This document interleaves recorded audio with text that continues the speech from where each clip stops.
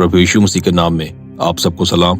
Palestine और Israel की जंग के बारे में मैंने हाल ही में अपनी पिछली वीडियो में बात की थी कि कैसे इजराइल के द्वारा गाजा को तबाह करने के बारे में बाइबल में साफ साफ लिखा गया है। उस वीडियो में मैंने विस्तार से बताया था कि हमास आखिर है क्या, इसकी स्थापना कब हुई थी, इसके लीडर्स कौन है और ये आखिर बनाया ही क्यों गया था।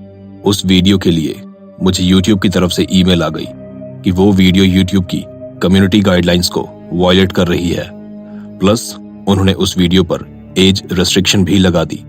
पर मैं आपके सामने सच्चाई लाता रहूंगा। सो सेम उसी वीडियो को कंटिन्यू करते हुए मैं आज आपके लिए उस वीडियो का सेकंड पार्ट लेकर आया हूं।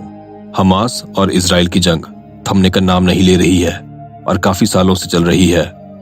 इस जंग में जितनी भी घटनाएं घटित हो रही हैं, चाहे वह छोटी से छोटी घटना ही क्यों ना हो, वह सब बाइबल की भविष्यवाणियों में पहले ही बता दिया गया था। अगर आप साम यानी भजन संहिता, जिसे ज़बूरों की किताब भी कहा जाता है, उसका चैप्टर 74 और वर्स 4 पढ़े तो देखिए वहां क्या लिखा गया है। मंदिर में शत्रुओं ने विजय घोष किया। उन्होंने मंदिर में निज झंडों को ये प्रकट करने के लिए गाड़ दिया है कि उन्होंने युद्ध जीता है। अब मैं आपको एक वीडियो दिखाता हूं।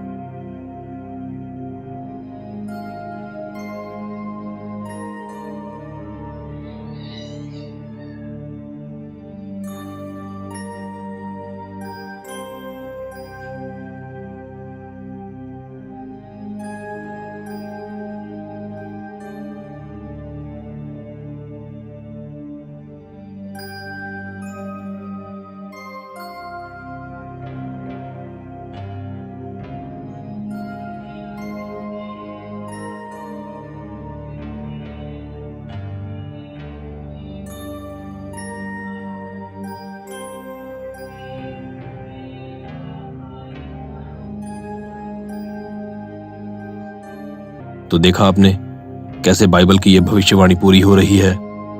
हम रीड करते हैं भजन संहिता यानी साम चैप्टर 71 और वर्स 11। बंधुओं का कराहना तेरे कान तक पहुंचे, घात होने वालों को अपने भुज बल के द्वारा बचा। और हे प्रभु, हमारे पड़ोसियों ने जो तेरी निंदा की है उसका 7 गुना बदला उनको दे। यूसी, जिनके साथ इजराइल की जंग चल रही है वो एकदम इजराइल के पड़ोसी ही हैं। और जो 11th वर्स में बंधुओं के बारे में बात की गई है, क्या आपको पता है कि जो लोग वहां बंधुए बनाकर यानी हॉस्टेज रखे गए हैं, वे रो रो कर और करहा करहा कर वहां यहोवा को पुकार रहे हैं और यहोवा की दुहाई दे रहे हैं। बुक ऑफ एजेकियल चैप्टर 25 और वर्स 15 से 17 तक मैं आपके लिए पढ़ने जा रहा हूं।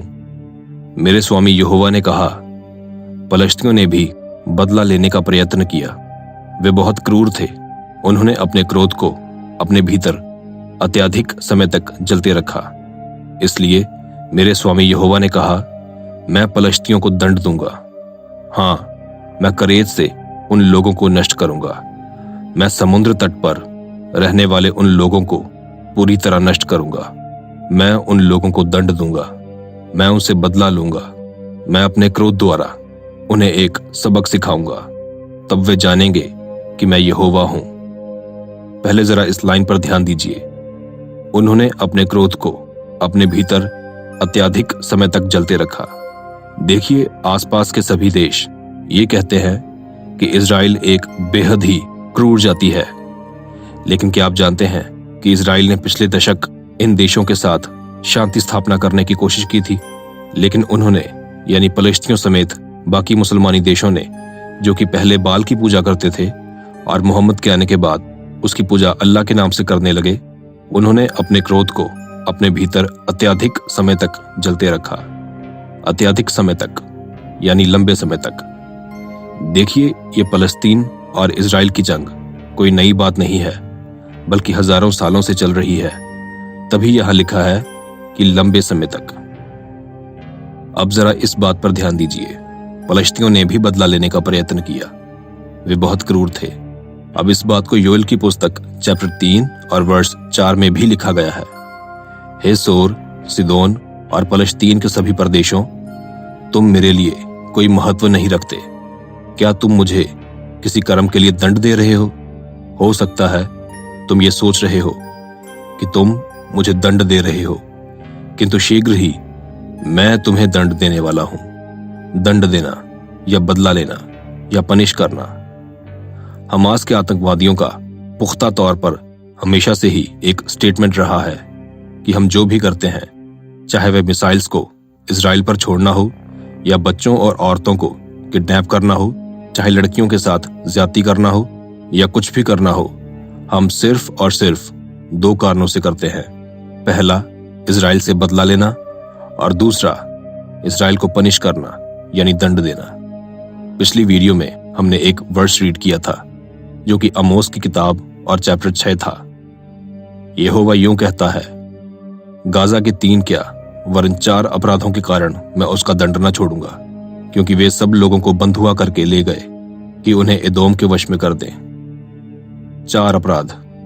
देखिए, गाजा में ग्राउंड रिपोर्टिंग करते इजराइल के रिपोर्टर्स ने हमास के 4 अपराध ही गिनाए हैं जो उन्होंने बंधुआ यानी बंदी बनाकर ले जाए गए लोगों के साथ किए। Number 1, torture. उन्होंने बंदी बनाए हुए लोगों को एक्सट्रीम लेवल पर टॉर्चर किया, जैसे कि उन्होंने कुरान को अपने साथ लेकर अल्लाहू अकबर के नारे लगाते हुए लड़कियों के साथ ज्यादती की और उसके बाद उन लड़कियों के हाथ पैर तोड़ दिए और जबरदस्ती उनके माता पिता को पकड़कर ये सब दिखाया गया। सोचिए, ये सब अपनी आंखों के सामने देखकर उन पेरेंट्स का क्या हाल होता होगा, किस हद तक उनको टॉर्चर किया गया। नंबर 2, सेक्सुअल वायलेंस, जिसकी बात हम अभी कर रहे थे। उन्होंने कुछ लड़कियों के साथ उस डेजर्ट म्यूजिक फेस्टिवल में ज्यादती की, जबकि कुछ लड़कियों को अपने साथ उठाकर ले गए और अभी भी उनके साथ ज्यादती हो रही है। Number 3, violence towards children. Hamas के मुसलमानी आतंकवादियों ने छोटे छोटे बच्चों का सोते हुए गला काट दिया और कुछ बेबीज को उनके पेरेंट्स के सामने जिंदा जला दिया। जिन बच्चों को वे बंधुआ बनाकर ले गए उनको बर्ड्स केज यानी छोटे छोटे पिंजरे जिसमें पंछियों को रखा जाता है, उनमें भूख प्यास से मरने के लिए कैद कर दिया। Number 4, molestation of bodies. Hamas एक बेहद ही दरिंदगी से भरा हुआ इस्लामिक ग्रुप है। उन्होंने लड़कियों को मारकर उन्हें निर्वस्त्र करके उनके हाथ पैर तोड़ के उन्हें शहर में घुमाया। इन सब अपराधों की वीडियो फुटेजेस तो मेरे पास हैं, लेकिन मैं आपको दिखा नहीं सकता। इतनी ज्यादा वो भयानक वीडियो फुटेजेस हैं जो हमास ने खुद रिलीज की हैं। देखिए, इजराइल को कोई कितना भी उनकी जमीन से भगाने की कोशिश कर ले, लेकिन जो चीज खुद खुदा ने उनके पुरखाओं से वादा करके दी थी वो उनसे कोई नहीं छीन सकता। और इसी वजह से खुदा ने वर्ल्ड की मोस्ट पावरफुल कंट्री यानी सुपर पावर अमेरिका को उनकी रक्षा करने के लिए नियुक्त कर रखा है। जी हां, अमेरिका ने अपने जेट कैरियर्स, मिसाइल लॉन्चर्स और अन्य कई हथियारों को पानी के जरिए इजराइल के पीछे लाकर खड़ा कर दिया है, ताकि अगर कोई और कंट्री इजराइल पर हमला करने की सोचे तो उन्हें पहले अमेरिका का सामना करना होगा। अमेरिका ने एक बहुत ही पावरफुल पानी का जहाज USS Gerald R Ford Israel के लिए भेज दिया है, जो कि F-18 सुपर हॉर्नेट जेट्स और E-2 हॉकेई जैसे अत्याधुनिक टेक्नोलॉजी वाले फाइटिंग जेट्स हैं। इसके अलावा और भी बहुत सारे वॉरशिप्स और फाइटिंग जेट्स बाकी मुल्कों को वार्निंग देते हुए और आंखें दिखाते हुए इजराइल के पीछे एकदम तैयार खड़े हैं। इसके अलावा अमेरिका ने 2000 ट्रूप्स को प्रिपेयर रहने का ऑर्डर दे रखा है, ताकि जब भी जरूरत पड़े तो अमेरिका अपने 2000 ट्रूप्स यानी फौजियों के 2000 ग्रुप्स को एकदम से इजरायलियों के साथ खड़ा कर दे। लेकिन पर्सनली अगर आप मुझसे पूछें तो मुझे ये लगता है कि यीशु मसीह के दोबारा आने का समय बहुत नजदीक है। ऑलराइट, तो इस वीडियो में सिर्फ इतना ही। नेक्स्ट अपडेट के लिए मेरे इस चैनल को सब्सक्राइब कर लीजिए और साथ वाले बेल आइकन को भी प्रेस कर दीजिए, ताकि जब भी मैं कोई नई वीडियो अपलोड करूं तो उसका नोटिफिकेशन आपके फोन में पहुंच जाए। प्रभु यीशु मसीह के नाम में आप सब पर सलामती हो। आमीन।